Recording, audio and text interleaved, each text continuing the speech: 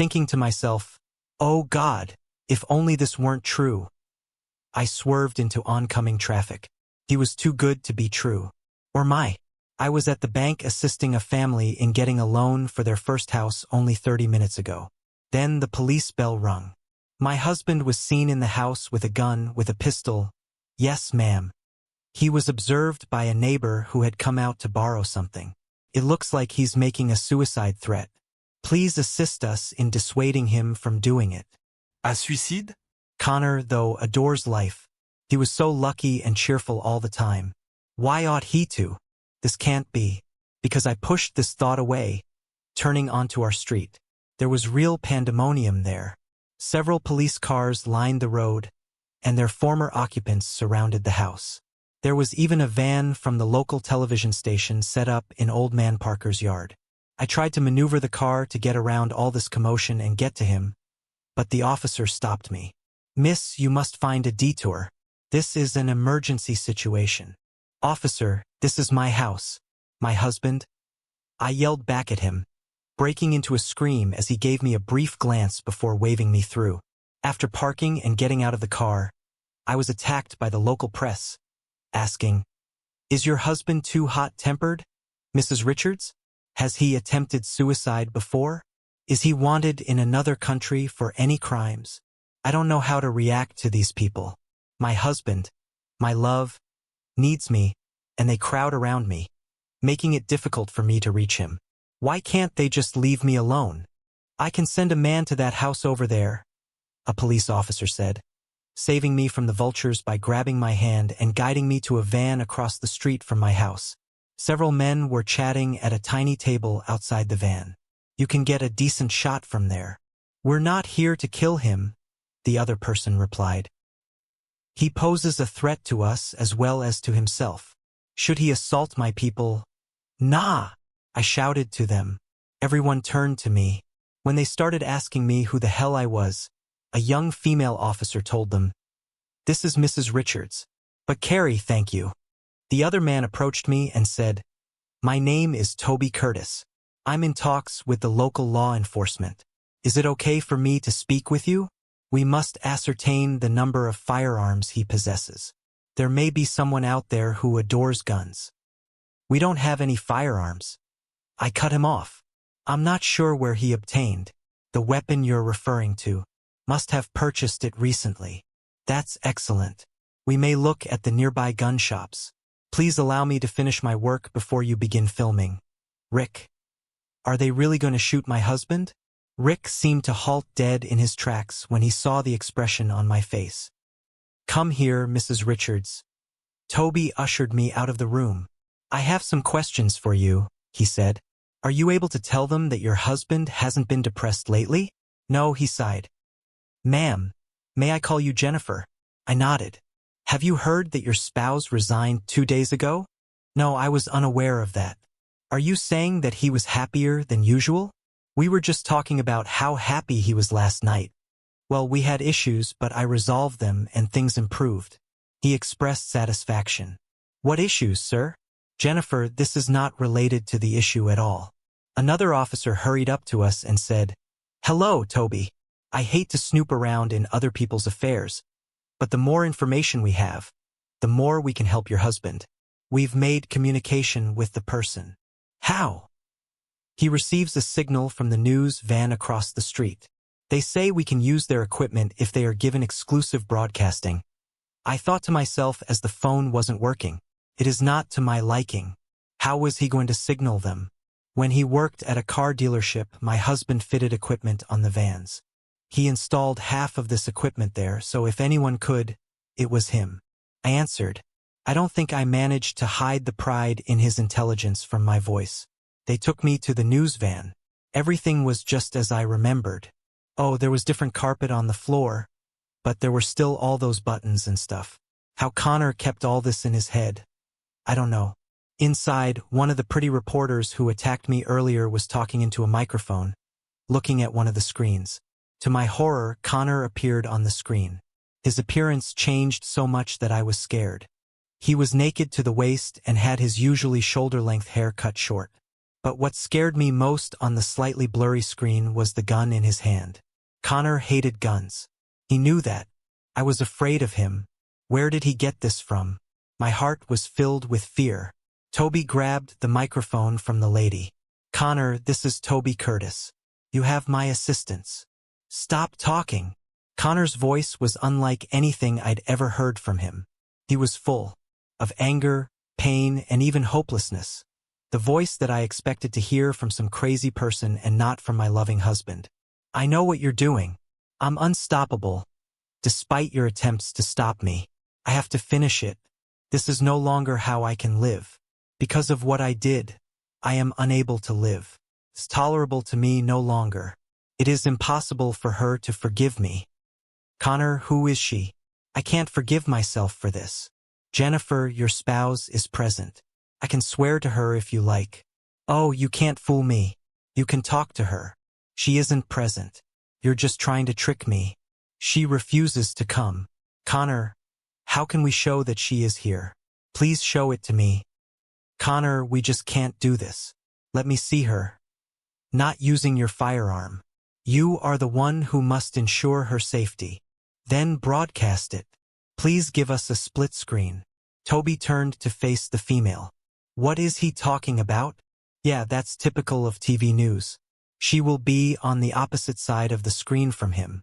They can converse with one another in this fashion. Put it in place. Give us 3 minutes, and we'll be live. Or both. Are you referring to straight people? Inquiring as to what was going on, I said, Darling, how else will he see you? The next few minutes passed in a blur as they set up the camera and talked on the phone with the station. The next thing I know, I'm standing in front of the camera with this strange device in my ear with a microphone. Waiting for what? Something. Suddenly, I heard a voice in my ear. Connor? Honey, is that you? Are you really real? This time. Connor. Tell me what you're doing. I'm doing what I ought to have done when I woke up next to Sherry 2 weeks ago. That's when I should have called it quits. However, I didn't. I have to pay now. I had to leave this place. Not after his actions. I assured him that I had exacted retribution on him and that everything had been forgotten. Everything is behind us, darling. We carried on. Both you and I expressed forgiveness. I can't, however, forgive myself. I made a decent husband. However, following that celebration, I was able to completely wreck everything. He was still feeling bad, and this notion started to consume me. My own guilt joined it. I can't let him kill himself, I said to myself. I adore him a great deal. Sherry and her ideas, ugh. Do you know, dear, what's the funniest thing? If only she knew where this was going to lead. Nothing comes to mind. All I can recall is how awful I felt the next day. It's all the buoy's fault. You were crazy and inebriated, honey. There was nothing you could do about what transpired. However, I could. And observe what I accomplished. He was so thrilled, so passionate, so serious. Oh, honey, I shouldn't have done that, he said, breaking his promises and forcing you to violate them too. I felt like everyone was staring at me, but I had to move on. However, I felt that I had to exact revenge on you. Gender is a meaningless construct. However, you found it enjoyable. Yes, I am aware. I had to listen to what you said. You wanted because I made you want. Which type of man am I? Honey, this is something we can overcome. It was a foolish revenge of mine. I should not have followed Sherry's advice. Sherry? I thought you had stopped speaking with her. Oh, I must end this inquiry right away.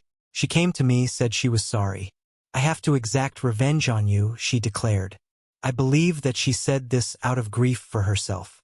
I adore you, Jen, but I'm at a loss on what to do. I had an extramarital affair. I betrayed your confidence. I'm deserving of death. His words struck me deeply. I can't live with this knowing.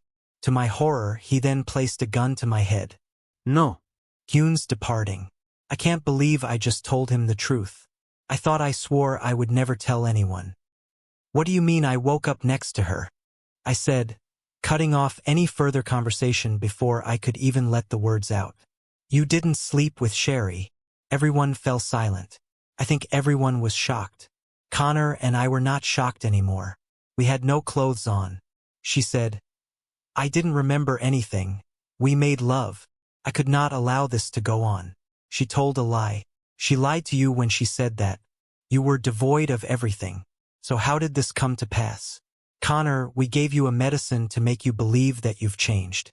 We felt that if you admitted to cheating, you would let me to have a sexual relationship with Paul, even though I knew you would never do it.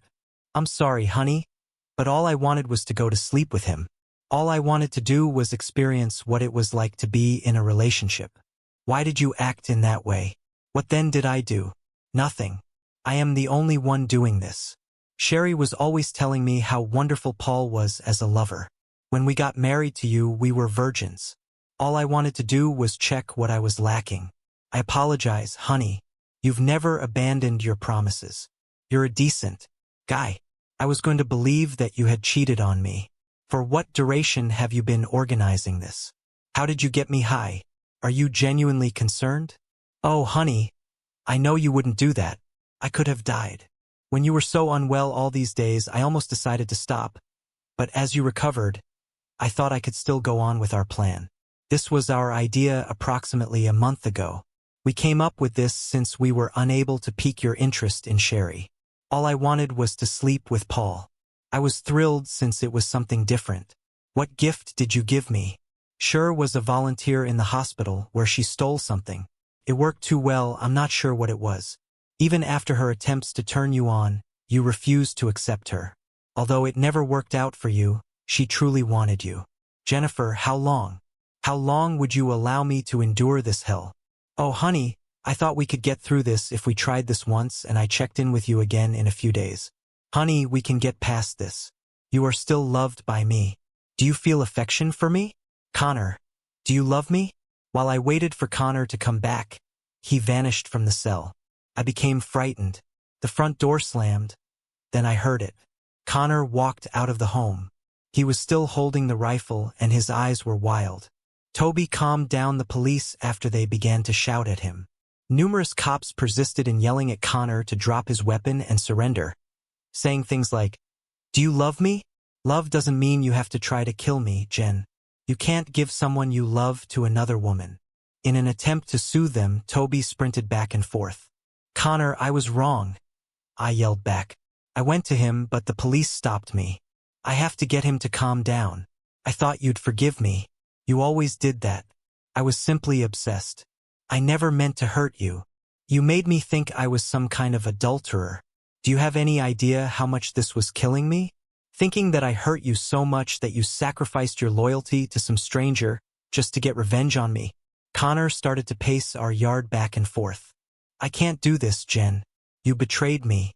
You could have killed me. And then you tried to kill my heart, my soul, my love. So you think we can just go back to normal? What happens when you become possessed again? Am I, after all, so brainless as to give you the opportunity to have an affair without feeling guilty? The world has become smaller. All that existed was the two of us and the suffering I inflicted. No, just once. I would never do this again, Connor. I love you so much, I yelled. My life just fell apart in front of my eyes. It's over, Jen. You did it and I loved you. Goodbye. I cried out as soon as he shoved the gun into my lips. He started to pull on the trigger, and I looked aside. I needed a lover for once, and I couldn't bear to see the love of my life fade away. I mean, how could I be that dumb? I waited for a shot, for an explosion, but there was silence. And I would have sworn that the policeman holding me was laughing if I wasn't positive. I gave him a quick glance. He laughed heartily. I noticed that several other officers were holding back their chuckles. How did they proceed? I was horrified to see my husband's disgusted expression when I turned to face him. He removed the rifle from his lips and began to cough, like our cat coughing up a hairball, I thought. Connor grasped the gun's barrel and repeatedly squeezed the trigger, saying, "Lemon, lemon. Whose bright mind came up with this damn idea? They are all lemon, you bastards," the policeman exclaimed, causing them all to start laughing. "All right, folks, but I always have an extra clip," Connor said, pulling the clip from the handgun. He pulled a fresh clip from his pocket and put it in, saying, It's funny. I always thought firearm clips were bigger. Then he snapped the trigger, putting the rifle back in his mouth. I watched in shock as he started to chew. Cherry, I adore this flavor, he said, glancing first at the surprised TV reporters and then at me. Connor laughed. Sweets? And it stuck in my head. Oh. Did you really think that you would be able to trick me, my dear? Remember last week when I was testing out all this new safety equipment for Max? Well, one of them was the electronic G. And guess what? I heard you and that Sherry are discussing your little plot. You managed to amaze me. I was already on the edge. But then I heard you. And then he became enraged. My hands were taken by the holding officer and placed behind my back. He put on the shackles and I felt it. Connor motioned to the group of people surrounding us and said, Before, I couldn't blame you for anything, my dear, because it was my word against yours. So the officers and I came up with this. We laughed and said, We just weren't expecting the news van. But hey, we adjusted. It was so easy with you. Now we can charge you, my loving wife. I wonder what exactly they will present to you. I believe we talked about this, Toby. Aggravated assault. What about controlled substance abuse? And of course, they'll arrest Sherry too. Thanks for the recognition. And all this was broadcast live. Do you think your parents saw it? His voice was sarcastic and cut me to the center. Approaching me, a cop placed a blue piece of paper in his jacket pocket. You were served at 2:18 p.m. on June 8th. Thank you. Have you been served? No, this is impossible. I just wanted to try another man to feel young again. So we can have one last fling before the kids come before I become a mother. What do you really believe that after this, I will remain married to a like you? Oh my God, you really think I'm a fool? Connor replied to the reporter. I'm sorry I deceived you, my dear, but it was the only way out. My world was falling apart. This can't be true. Connor and I were due to have children this year. I was going to be a little soccer mom with little soccer players. We planned to have picnics and barbecues. I have a husband who loves me. Or did you love it? Oh no, dear God. Let this be a nightmare from which I have not yet woken up. What have I done? It wasn't even that good. How can I make him forgive me? As the officer led me to read my rights, she responded, Oh, okay then. Can we arrange an interview? Maybe just the two of us. Maybe at dinner. I realized that it was everything over.